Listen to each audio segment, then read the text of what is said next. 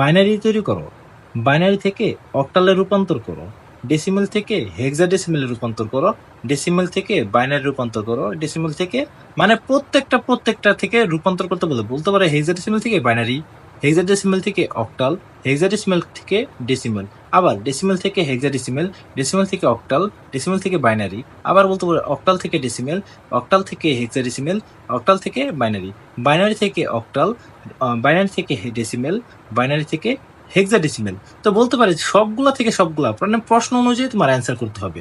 তাহলে দেখো এখানে যদি বলে অক্টাল থেকে বাইনারিতে রূপান্তর কিভাবে করবা, তাহলে আমরা একটা জিনিস দেখতে পারি, অক্টাল ভাঙলে 3 বিটের, দেখো 3 বিটের বাইনারি সংখ্যা পাওয়া যায়। এখন কথা হলো যে অক্টাল ভাঙলে 3 বিটের বাইনারি পাওয়া যায়। হ্যাঁ অবশ্যই। এখন বিট কাকে বলে? দেখো বিট হলো এই যে এগুলা 1, 2, 4, এখানে 8 থাকতে পারে, এখানে 16 থাকতে পারে। নাই দেখো 1, 2 গুণ 2 কত হয়? 4, 4 গুণ 2 কত হয়? 8, 8 গুণ 2 কত হয়? 16, মানে সবগুলা দ্বিগুণ হবে, ঠিক আছে? তাহলে এগুলো হলো বিট। তো আমরা যখন অঙ্ক করব তখন এইগুলো আমাদের কাজে আসবে, ঠিক আছে? এরপর দেখো আমরা দেখতে পাচ্ছি হেক্সাডেসিমেল, হেক্সাডেসিমেল থেকে বাইনারি রূপান্তর করো, হেক্সাডেসিমেল থেকে অক্টাল রূপান্তর করো, হেক্সাডেসিমেল থেকে ডেসিমেলে রূপান্তর করো, এগুলো বলতে পারে। যখন বলবে হেক্সাডেসিমেল থেকে বাইনারিতে রূপান্তর করো তখন কি করবা? তো এখানে একটা নিয়ম দেওয়া আছে, হেক্সাডেসিমেল ভাঙলে 4 বিটের বাইনারি সংখ্যা পাওয়া যায়। ওকে, 4 বিট। এখানে বলছিল অক্টাল ভাঙলে 3 বিট আর হেক্সাডেসিমেল ভাঙলে 4 বিটের বাইনারি সংখ্যা পাওয়া যায়। এখন 4টা বিট কি? আমি বলছিলাম 1, 2, 4, 8, 16, 32 এরকম হয় না? তো সেম ভাবে 1, 2, 4, 8, ওই যে বললাম 4টা।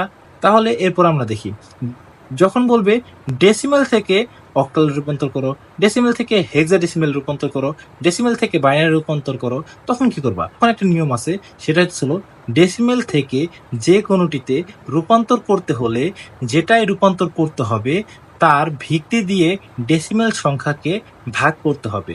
তো এটা আমরা যখন অঙ্ক করব তখন বোঝাবো। শুধুমাত্র আমি এগুলো দিয়ে ধারণা দিচ্ছি যে কিভাবে অঙ্কগুলো করতে হবে।